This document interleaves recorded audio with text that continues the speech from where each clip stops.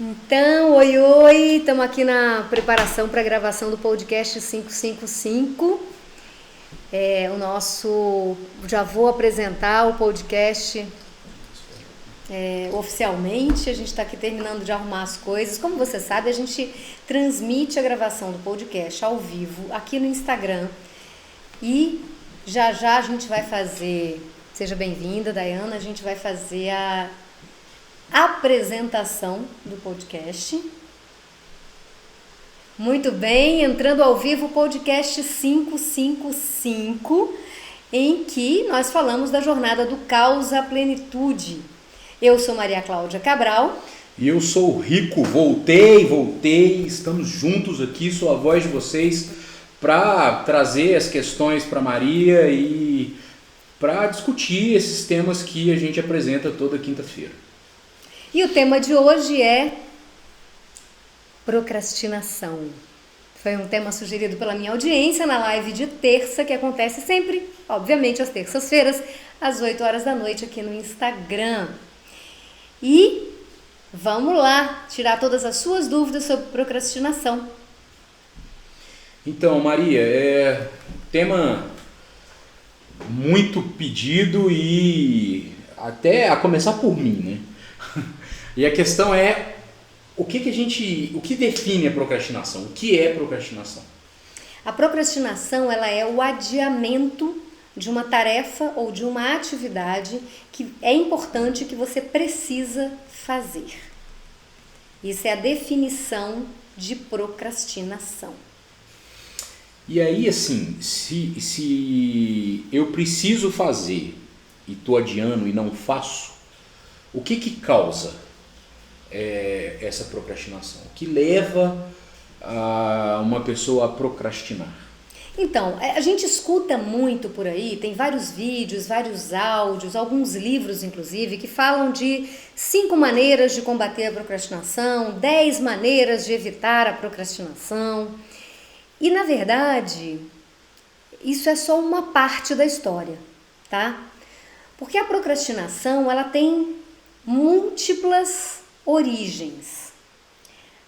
Uma delas, provado cientificamente pela Universidade do Colorado, é um dispositivo que faz parte do ser humano numa compensação entre o impulso e a sobrevivência. Então, nesse sentido, a procrastinação é aquilo que refreia o impulso nos nossos ancestrais mais arcaicos. E esse mecanismo ainda existe em nós.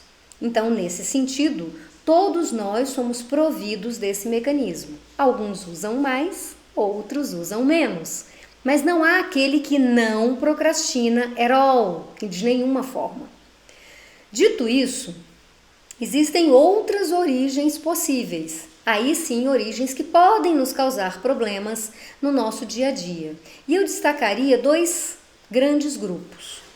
O primeiro grupo é quando a procrastinação nos causa angústia, vergonha, medo, dor. Quando fazer é morrer.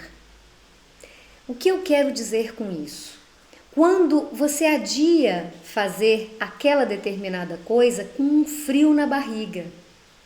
Quando você faz qualquer outra coisa para não fazer aquilo determinado que você precisa fazer. Então, quando fazer aquilo que é preciso fazer te causa sofrimento, angústia, você se sente pressionado, com medo, e não fazer te traz vergonha, isso é um sinal de alerta. Então, neste caso, a procrastinação é um sintoma de que algo não está ok. E o que seria esse algo? Então, você está falando, eu estou pensando assim, eu conheci uma pessoa que passava mal, assim, tinha essa sensação de morte para pagar a conta. O que seria uma coisa assim, né? Pagar a conta seria o desenrolar de problemas, né? O evitar problemas. E a pessoa sentia-se mal em resolver. Então, esse é um caso clássico, Rico, que a gente fala que por trás dessa estratégia de evitação está um grande mal, um medo que a gente diz fantasmagórico. Por que a gente chama esse medo de fantasmagórico? Veja, que grande mal pode acontecer a alguém que, tendo dinheiro, vai lá e paga suas contas. Ou seja, racionalmente não há nenhuma explicação para isso. Então, eu me pergunto, de onde vem esse medo que faz com que a pessoa passe mal só de pensar na hipótese de pagar contas que ela inclusive tem dinheiro para pagar? E aí a gente tem duas causas possíveis, ou duas origens possíveis. Uma origem é a origem traumática. Essa pessoa pode ter vivido uma experiência na sua infância, na sua adolescência, ou até mesmo na vida intrauterina, que correlacionou resolver com alguma grande dor, alguma grande punição, algo assustador. A outra origem possível é também traumática, no entanto, numa memória que a gente chama de memória transgeracional. Significa dizer que a origem do trauma não é desde a vida intrauterina até o presente momento, mas sim um trauma que foi vivido em alguma outra geração do seu sistema, da sua família, e que foi transmitido geneticamente para aquela pessoa. Nesse sentido, as famosas 5 formas de acabar com a procrastinação não vão resolver. Podem até maquiar, mas resolver não vão resolver. Eu consigo, né, a audiência sozinha, assim, ela consegue entender se é transgeracional sozinha ou precisa de um suporte terapêutico? Olha, o ideal é que você busque um suporte, né? É o ideal. Mas é sempre um sinal de alerta e vale a pena ficar atento a isso. Como é que você lida com essa procrastinação? Se é uma procrastinação que, tipo, você até ri de ter se desorganizado e, enfim, putz grilo, não estudei para a prova até agora, já está na hora, caramba, não terminei o meu TCC, ou não terminei o meu trabalho para o mestrado, ou o artigo do livro, tá tudo bem. A gente vai falar sobre esse tipo de procrastinação daqui a pouco. Fica comigo que a gente chega lá. Agora, se a procrastinação de algo simples ou de uma tarefa te dá frio na barriga, faz com que você se sinta angustiada, faz com que você fique ansiosa a ponto de comer uma caixa de chocolate inteira ou fumar um maço de cigarro, whatever, não importa qual o suporte que você está usando, mas que faz com que você precise se apoiar em alguma bengala, e ainda assim te leva a um sofrimento extremo de deixar para fazer no último segundo e ainda assim perder o prazo. Então, isso é um sintoma, é um sinal de alerta. E a minha sugestão é, ainda não vai nas listas das 5 maneiras de combater a sua procrastinação. Procura auxílio, procura orientação de uma psicóloga, de um terapeuta, de uma facilitadora de constelação familiar, enfim, de alguém que possa te ajudar a ver qual é a origem deste medo, o que essa procrastinação está querendo te mostrar. Entendi. A outra via pode ser por educação, né? O sujeito foi educado com uma carência de disciplina e ordem. Sim, e era o que eu ia falar do outro bloco, né? A gente tem esse bloco com essas 2 possibilidades de trauma e a gente tem um outro tipo de sujeito, que é o sujeito que, durante a sua educação, a sua criação, não havia uma rotina, não havia disciplina, havia uma certa desorganização nas suas tarefas. Então, esse sujeito, ele é criado com hábitos que dificultam a organização e o cumprimento de prazos, horários, né? Isso é um modo de ser educado. Esse sujeito que tem hábitos desorganizados, ele é a persona perfeita para os vídeos do 5 formas de acabar com a procrastinação. Por quê? Porque aí a origem da procrastinação é um hábito. E o hábito, nós sabemos, ele se instala pela criação de uma sinapse neural e ele pode ser substituído por um novo hábito, esse hábito ser reforçado de 21 a 30 dias e ali se cria, se fortalece uma nova sinapse neural, portanto, um novo hábito. Existe técnica para isso, é relativamente simples e você pode fazer essa mudança de hábito com auxílio de livros, de vídeos, de um coach, enfim, como for melhor e mais prático para você. Mas entre este primeiro grupo e esse segundo grupo, existe um outro grupo que está muito próximo do desorganizado, que frequentemente se confundia com o desorganizado, excessivamente criativo e indisciplinado, que é o grupo das pessoas portadoras da condição, da chamada condição de transtornos de déficit de atenção e hiperatividade. Essas pessoas, elas abrem 400 janelas ao mesmo tempo. Algumas delas recebem o apelido de Windows, por exemplo. Para essas pessoas é muito difícil se organizar, de verdade. E isso é uma condição da sua formação neural mesmo, né? Mas para essas pessoas, eu te digo sem medo de errar. As 5 formas de enfrentar a procrastinação também funcionam. Basta para isso um desejo adulto, a escolha adulta de fazer os passos. Como é que foi isso na sua vida, né? Você tá aí abrindo uma característica sua, né? Uhum. Que é de ser o Windows. Uma bela definição. Como é que foi isso na sua vida? Como é que você entendeu que você tinha esse TDAH e como é que você chegou a essa conclusão de que você preenchia essas características? Bom, imagina, eu sou filha de militar, neta de militar, sobrinha de militar. Meu pai, além de ser militar, é um militar ultra disciplinado. Eu cresci vendo meu pai acordar às 4 da manhã para estudar.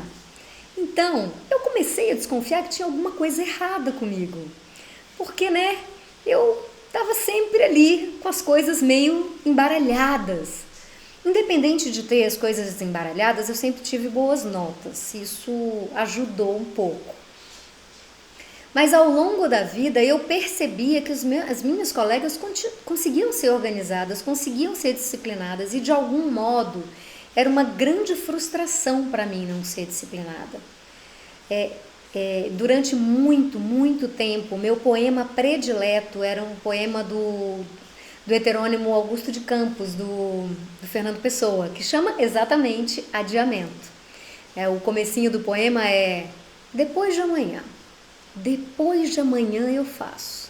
E assim ele segue por vários e vários versos, adiando e adiando tudo aquilo que ele tem que fazer, quase numa confissão. E eu um pouco trazia esse poema como um troféu, porque eu também adiava as coisas. Eu deixava para estudar na última hora, eu deixava para fazer trabalho na última hora, eu chegava em cima do laço e eu tinha um pouco de sorte, eu acabava me saindo bem mesmo assim. Mas era sempre um estresse essa condição. Um belo dia, muitos anos depois, quando houve uma ameaça de que minha filha ia ser diagnosticada com essa condição de TDAH, e aí eu quero fazer um parênteses muito claro. Para mim, o excesso de criatividade, o excesso de ideias, o caos mental não é um transtorno, mas essa é apenas a minha humilde opinião de quem não é médica. Para mim, isso é um jeito de ser. Eu cresci assim. E tô aqui. E tá tudo bem, né? Então, quando houve a ameaça da minha filha ser diagnosticada com essa condição e ter de ser medicalizada aos 14, 15 anos de idade, com uma das substâncias mais perigosas produzidas pela indústria farmacêutica, que é a Ritalina. Então eu pulei dessa altura. E eu fui pesquisar a respeito, porque eu não queria, primeiro eu não via essa condição na minha filha. Segundo, eu não queria que ela fosse nem estigmatizada por um laudo, nem etiquetada e drogada com um medicamento extremamente forte, mais perigoso até que a cocaína. Buenas, dito isso, eu li diversos artigos científicos e eu discutia tanto com a neurologista quanto com a psicóloga do posto de saúde nas seguintes bases. Ora, se vocês estão me dizendo que ela tem essa característica, eu também tenho. Então, eu também sou TDAH. Era o que eu repetia. E elas diziam que a minha filha precisava ser medicada, porque senão ela não ia conseguir se desenvolver bem na escola, que ela não ia conseguir ser alguém na vida, que ela ia, enfim, deram um exemplo péssimo, assim, porque, enfim, toda profissão é digna, a gente até falou sobre isso semana passada, que ela ia acabar com um subemprego. E eu dizia, bom, se eu tenho essa condição e ela tem essa condição, desculpa, mas eu estou extremamente bem-sucedida. Na época eu já era advogada, exercia um alto cargo no governo, então desculpa, mas não está batendo, tem alguma coisa que não está batendo, né? Mas por fim, para provar que nem eu, nem ela éramos TDAH, eu me submeti aos questionários, me submeti aos exames e, uhul, surpresa, diagnóstico, TDAH. Então foi um choque para mim aquilo, né? Uau, então essa minha criatividade tem um nome. No primeiro momento foi um pouco assustador, eu me submeti a tomar Ritalina antes dela tomar para ver como é que isso funcionava no corpo, foi um desastre total. E eu disse, deve haver outra saída. O neurologista, eu me lembro, disse o seguinte, o seu problema com essa condição é que você abre as 400 janelas e você vai até o inferno para fechar essas 400 janelas. Você faz tudo o que você se propõe. Isso é verdade. Portanto, naquele momento eu estava à beira de um estresse grave. Na verdade, em outro vídeo eu falo sobre o meu processo de depressão e etc e tal. Foi mais ou menos nessa época. E realmente aconteceu esse estresse que o neurologista previu. Então, na verdade, eu descobri na carne. Só que eu fui em busca de uma solução para minha condição que não passasse pelos fármacos, que não passasse pela Ritalina, porque eu percebi que a Ritalina foi muito danosa para mim. Ela, na verdade, potencializou e fez eclodir o processo de depressão que estava ali dormitando em função do estresse de trabalho, de excesso de trabalho. Buenas. Tudo foi como foi perfeito e foi bom, porque me fez correr atrás de desenvolver habilidades que eu não tinha antes, né? E aí vem as 5 maneiras de encarar a procrastinação, né? Dessa forma, eu corri atrás de como eu poderia minimizar o meu caos interno.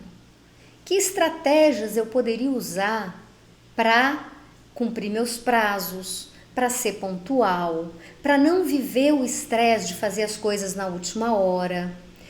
Que estratégias eu poderia usar para não abrir 400 janelas ao mesmo tempo? E isso me fez desenvolver uma técnica que serve profundamente para mim, com elementos muito básicos, muito simples, né? O primeiro desses elementos é planejar, ter uma lista, né? Ter uma lista ou ter um planner em que eu coloco qual a prioridade do dia, quais as atividades que eu vou fazer no dia. Acontece de algumas vezes essas atividades não serem todas cumpridas? Claro que acontece. Mas o objetivo aqui, e isso é importante que fique claro, não é ser a garota nota 10 que cumpre tudo, mas é ter um mapa, ter um norte a seguir. E, na medida do que me é possível, amorosamente ir cumprindo. Porque eu sei que eu tenho uma condição que me dificulta mais do que as outras pessoas fazer essa disciplina de cumprir com tudo. A segunda coisa dentro do planner é o chamado to-do list, ou lista do que fazer. Dentro desse planner, eu já tenho a prioridade, eu já tenho os meus blocos de horas, então eu faço uma lista de tarefas. Por quê? Porque uma macroatividade, para alguém que tem dificuldades em se organizar, pode ser coisa demais. Então o que a gente faz? A gente pega essa macroatividade e fatia ela em microatividades. Então, se eu preciso, por exemplo, preparar o roteiro para a live que eu vou fazer na quinta-feira, eu seleciono o tema e eu me programo. Então, na quarta-feira ou na quinta-feira, eu vou estudar esse tema, eu vou fazer o resumo do tema. E cada uma dessas atividades já é uma meta cumprida, né? Então, segunda coisa, fazer a lista. Planejei, fiz a lista de microatividades. Terceira coisa, cada meta cumprida é uma celebração. Por que isso? A neurociência já demonstrou, os reforços positivos vão nos dando energia, vão nos dando vitalidade e vontade de continuar seguindo o roteiro. Então eu celebro cada meta alcançada, como se fosse uma grande vitória. Quarto item, esse não é um algo a fazer, mas é algo a evitar. Eu não me culpo, nem me puno se eu não conseguir fazer. E isso também tem uma explicação científica. Qual é? Ora, se eu deixo de fazer uma determinada atividade e me chicoteio por isso, você é uma desorganizada, você não conseguiu, blá, blá, blá, blá, blá, blá. O que acontece? O meu cérebro entende que eu já fui punida por não fazer. Então tá tudo bem. E eu posso continuar sem fazer. Percebe? Olha só que danadinho. Então, por essa razão, quando eu deixo de fazer uma das microatividades, quando eu deixo de cumprir algum dos itens do planner, eu simplesmente noto, percebo, anoto. Eu coloco um N, circulo e digo não fiz. Sabe o que isso significa? Que no planejamento do dia seguinte aquele item vai estar. E por quantos mais dias forem necessários até que eu realize. Então, a isso eu chamo acolher a minha condição. É assim que é. E tá tudo bem que seja assim. É certo que eu tomo o cuidado de colocar nas primeiras horas ou nos blocos de horas mais produtivos aquelas atividades que são cruciais para a continuação da tarefa. Certo? Isso é um pequeno truque. E acho que tem um quinto ponto também, Rico, que eu talvez esteja esquecendo. Então eu falei de planejar, eu falei de fazer a lista de tarefas, né, que é dividir em pequenas tarefas menores. Eu falei sobre não me chicotear, eu falei sobre celebrar as vitórias e eu estou desconfiada que falta um. Planner. O planner eu falei já. Não, você falou não, lembrei. Não basta celebrar. Sabe uma coisa super legal que o nosso cérebro adora? Recompensa. Recompensa faz com que a gente produza hormônios de felicidade. Então eu me recompenso quando eu cumpro, sim, lindamente o meu planejamento do dia ou o meu planejamento da semana. E eu me recompenso, enfim, assistindo uma série no Netflix, vendo um filme, ou tomando um pouco mais de tempo depois do almoço, tirando uma soneca, seja lá o que for importante para mim naquele momento. Então, o que aparece da audiência é o contrário disso, né? Que é o excesso de culpa, a expressão tenho vontade de morrer porque não consigo ou não consegui. Então, assim, você já esboçou um pouco isso, mas eu gostaria que você falasse mais do que não fazer, né? Eu acho que as pessoas que estão ouvindo a gente estão pensando assim, beleza, entendi, mas o que eu não posso fazer para piorar a situação, né? Para piorar o quadro. Então, o que não fazer? O principal a não fazer, ou seja, se você fizer isso, você vai reforçar a sua procrastinação. é exatamente se culpar, se envergonhar, se autoflagelar. Isso não funciona. E isso nos leva para um lugar que eu já falei aqui quando a gente falou sobre estratégias de defesa, que é o lugar da vítima. E esse lugar da vítima não nos ajuda em nada. Porque aí eu coloco a culpa na minha desorganização, eu coloco a culpa no meu TDAH, ou eu coloco até a culpa no meu trauma de infância. E eu não faço mesmo. Então, essa não é uma estratégia adulta. Dito isso, se autoflagelar, se culpar, se envergonhar, querer morrer, é, como eu disse, uma forma de dizer para o cérebro: ok, já estou punida, não precisa mais me punir, não preciso mais fazer isso porque eu já fui punida, certo? Então, isso reforça um hábito que é não fazer ser castigada, não fazer ser castigada, não fazer ser castigada. Quando foi que você viveu isso na sua vida? Pergunte-se. Quando você não fazia e você era castigada. Não fazia e era castigada. Percebe que há um prazer negativo aí também? E que talvez venha lá de trás? Então, é legal buscar ajuda também nesse caso, né? E tentar se perguntar: por que eu estou me punindo? Eu sou adulta agora. Eu tenho uma escolha. E se eu não estou escolhendo isso, deve haver uma razão. E se há uma razão, eu quero saber qual é. E se eu sei qual é, então eu vou buscar uma solução. Como adulta, encarando a situação. Como eu costumo dizer aqui, abraçando o problema, segurando na mão. O problema é a solução. A procrastinação aparece na nossa vida como um sintoma, como um sinal de alerta, como uma bandeirinha vermelha dizendo: ei, presta atenção, algo aqui precisa ser visto. Seja esse algo traumático, seja esse algo sistêmico, seja esse algo chamado transtorno, seja esse algo comportamento, hábito que precisa ser mudado. Não importa a origem neste caso. O fato é que a procrastinação está te mostrando que você precisa olhar como adulta para algo e descobrir como resolver isso.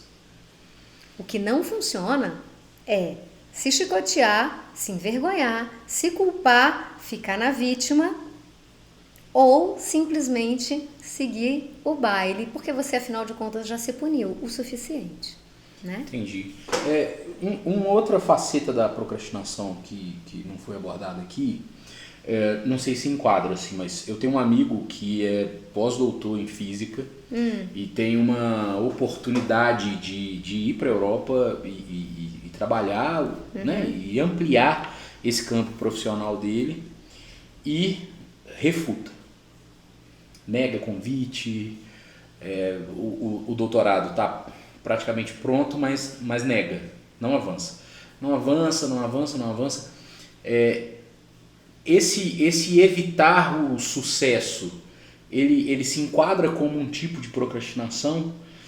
Ele é um sujeito evitar o ganho, né? Evitar o que está se desenrolando à frente. Eu posso categorizar isso como um tipo de procrastinação?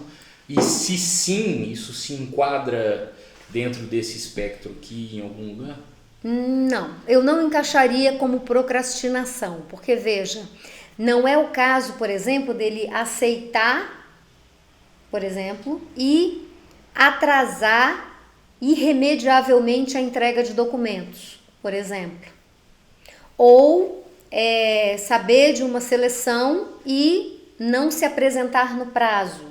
Isso é muito mais uma estratégia de evitação. Não que a procrastinação também não possa ser uma estratégia de evitação, a gente já falou sobre isso em caso de trauma, né? Mas no caso dele é mais explícito. É um comportamento de evitar o sucesso, talvez, a plena realização profissional, talvez, eu não sei, porque aí a gente precisaria saber quais são as razões dele de não querer dar esse passo no sentido do crescimento. A origem pode ser o medo. Algumas pessoas têm muito medo de morar fora do país, né? Para alguns de nós, é tipo, uau, vamos lá, vamos conhecer uma cultura nova, uma comida nova, um país novo. Para outras pessoas, é um bicho de 7 cabeças sair da sua cidade. Sair da sua cidade, às vezes, do interior para a capital, já é um bicho de 7 cabeças. E para São Paulo, então, nem pensar. Imagina para um país estrangeiro. E isso, gente, não tem a ver com o nível intelectual, acadêmico de uma pessoa. Às vezes a pessoa, como é o caso do seu amigo, é um profissional altamente gabaritado academicamente. Mas, por alguma razão, ele se refreia no sentido de ele tem medo, ou tem receio, ou tem, não sei, alguma memória transgeracional que o impede de sair do território. Então, tal qual um gato, ele precisa do território físico para se sentir seguro. E aí, às vezes, até ir para uma outra universidade em outra cidade pode ser assustador. Entendi. Né? Então, acaba que é uma forma de defesa, né? É uma forma de defesa. Acredito que seja Maria Cristina, está falando de ganho secundário como forma de estar paralisada na dor e no que dói. Como uma forma de ciclo? Será que é isso que ela está querendo?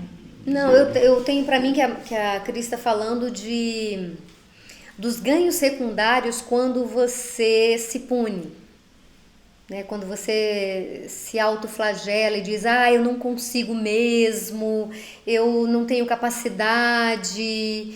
Então, isso tudo traz ganhos secundários, né? A posição de vítima sempre traz ganhos secundários, porque a vítima é sempre a coitada, e a gente já falou sobre isso. E a vítima é aquela pessoa mais difícil do mundo de ser ajudada, porque na verdade, no fundo, inconscientemente, é claro, ela não quer ser ajudada, porque ela está ancorada nos ganhos secundários, ela está bem feliz com os ganhos secundários, né? Sendo bem dura com as vítimas aqui. Porque eu nunca poupo, mesmo. Ela acabou de concordar que era meio isso que ela estava abordando. Exatamente. Uma coisa que eu acho que, pelo menos em mim, ficou com essa conversa, é identificar TDAH. Né? Se essa é uma preocupação, ou deve ser, ou não. Assim, eu preciso abraçar meu estilo de procrastinar e não pensar nisso, porque eu, assim, em aula de biologia, eu saía com todas as doenças. E eu tô aqui, você falou de TDAH, eu tô pensando que mais alguém pode estar ouvindo e pensando assim, eita, será que eu sou?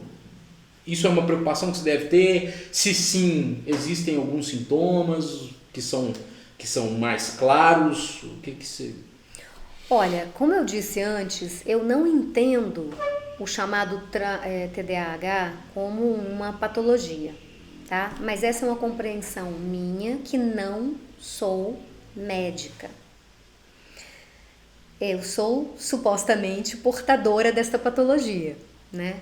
E por que é que eu entendo que não é uma patologia? Eu entendo que as características do dito TDAH são características que estão presentes em vários de nós humanos.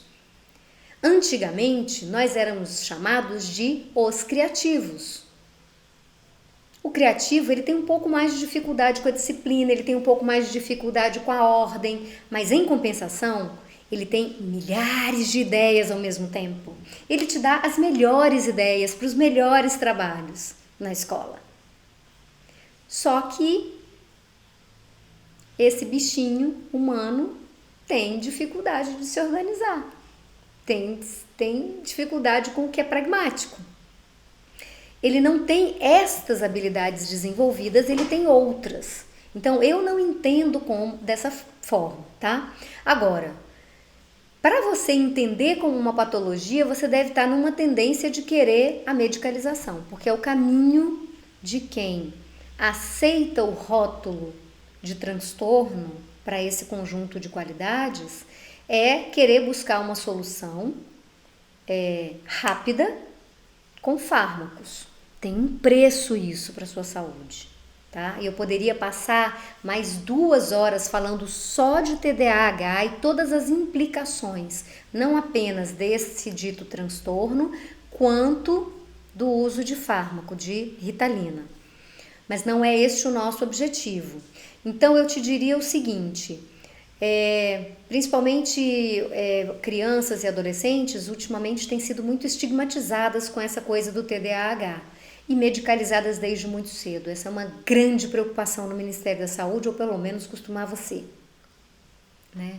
Então eu sugiro apenas atenção, porque às vezes a sua criança, o seu adolescente, ou mesmo você, tem essas qualidades, né, de ser um pouco mais criativo, de ser um pouco mais avoado, de ter uns pensamentos meio caóticos, de ter um hiperfoco num determinado assunto, que essa é uma característica pungente nos ditos TDAH. E para esse conjunto de pessoas, basta ele estar fazendo aquilo que está no hiperfoco, ele deixar fluir a criatividade dele e desenvolver as habilidades que ele não tem ou que não vieram, usando uma analogia com o carro, que não vieram de fábrica. Então ele adquire esses acessórios. Quais acessórios? Disciplina, organização. É fácil? Não, não é.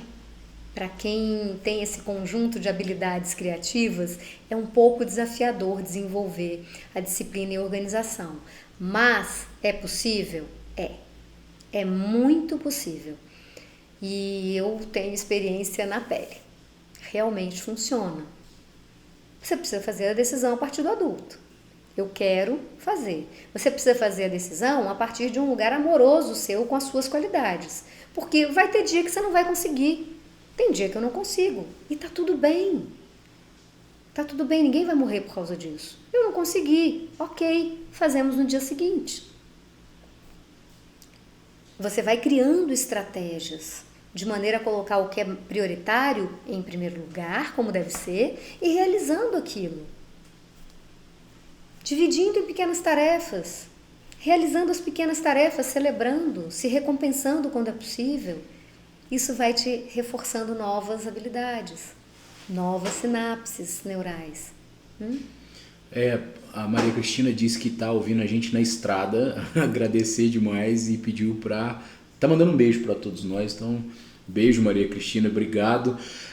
Maria, eu tô pensando aqui, você disse decisão de adulto, as mães da audiência precisam fazer isso para os seus filhos, então elas precisam abrir espaço para essas características únicas, né, vamos dizer assim.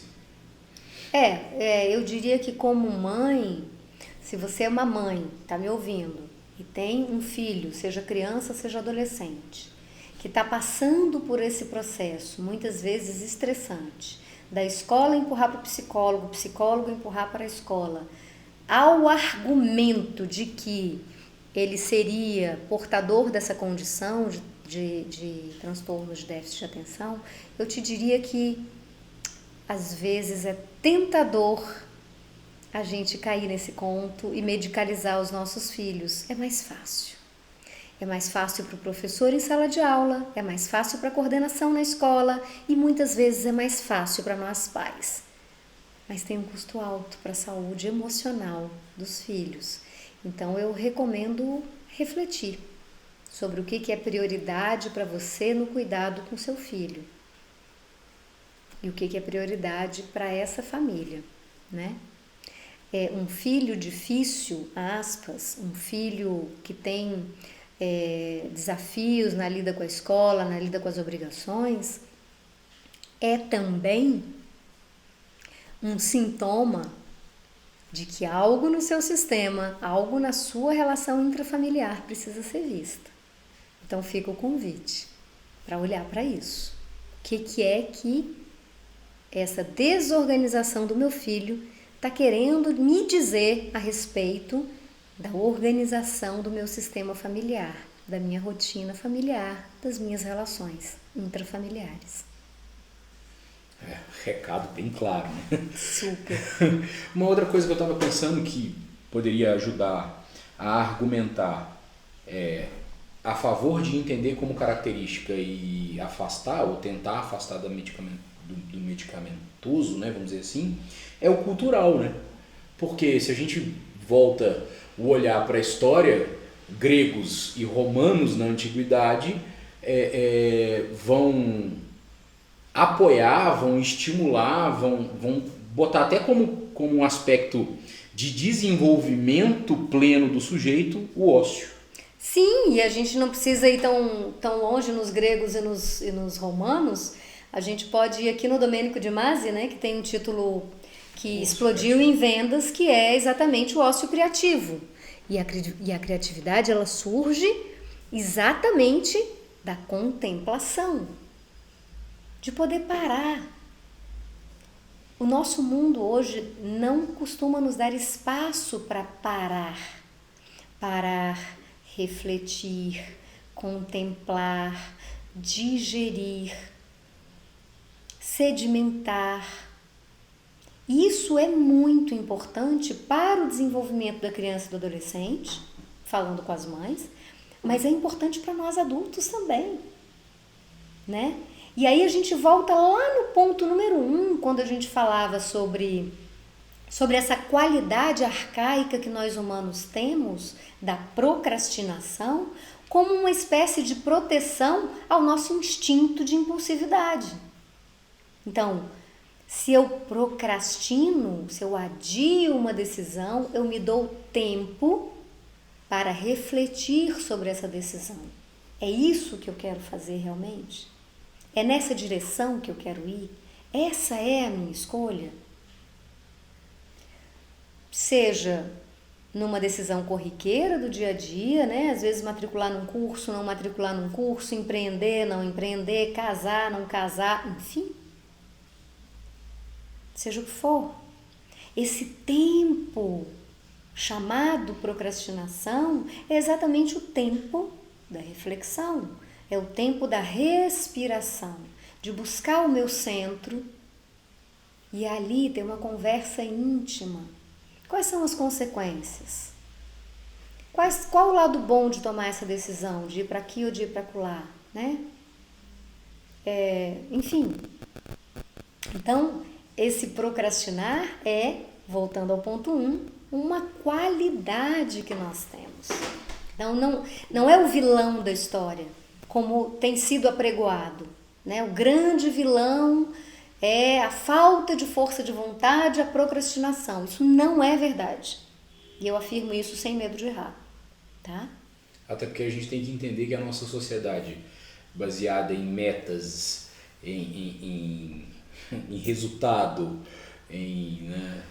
o sujeito correr cada vez mais atrás do que ele quer e procura, ela não está deixando espaço para essa reflexão, para assentar, sedimentar. São palavras que, enquanto você dizia, eu pensava que em quase nada combinam com a rotina da grande maioria das pessoas, né? Por conta de mercado de trabalho e tudo isso, né? Meritocracias e afins. E acaba te levando o sujeito ao adoecimento, porque exige de nós, e cada dia mais em função das tecnologias, um comportamento e uma entrega que é sobre-humana.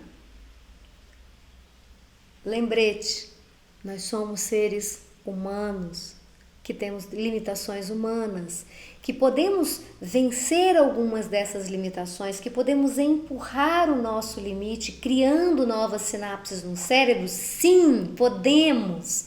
Podemos criar novas habilidades? Sim, podemos. Mas calma. Sem reflexão, não. Porque se essa pecinha que existe em nós desde os tempos mais remotos nos trouxe até aqui, se nós sobrevivemos a todas as intempéries de eras e eras, e essa pecinha ainda está conosco, é porque ela tem uma função útil e importante. Então, nada de acabar com a procrastinação. Vamos acolher a procrastinação, integrar a procrastinação e aprender a lidar com ela.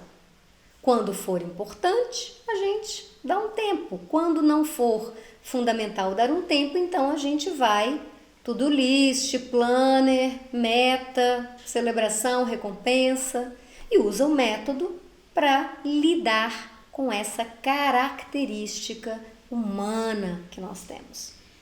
Até porque você falou de pecinha ancestral aí, na caverna, no impulso, a gente ia morrer. Porque com todos os seres que a gente convivia, a desproposição física era absurda. Um mamute, um ser humano, é uma comparação absurda. Então ele, na pressa, ele não podia tomar decisão nenhuma. Né? Exatamente. Ia morrer. Exatamente. Eu acho que tem até um exemplo num dos textos que eu estudei sobre procrastinação, que é o exemplo do homem da caverna, na porta da caverna, né? Eles descobrem uma nova caverna. Então, os mais impulsivos se lançavam para dentro da caverna. Os procrastinadores, adiavam a entrada. O que acontecia? Os perigos de dentro da caverna tomavam quem? Os impulsivos. Seleção natural. Eu nem sou darwinista, não, que fique claro. Mas faz sentido, não faz? Que os procrastinadores tenham sobrevivido nesse sentido? É o tempero entre ir e pensar antes de ir que faz com que nós humanos, estes nós humanos, não quaisquer outros, tenhamos chegado até aqui. Então, muito obrigada. São 18 horas e 42 minutos. Eu consegui dizer isso sem colocar os óculos. Vamos encerrando nosso podcast 555 aqui hoje. Agradecida à audiência aí do Instagram que acompanhou essa gravação ao vivo. Agradecida à audiência do Spotify, ao Rico que me acompanhou. Obrigado. 555 é o nosso podcast semanal, sempre às quintas-feiras, 5h55 da tarde, onde a gente fala da jornada do caos à plenitude. Até a próxima quinta-feira, a gente se vê.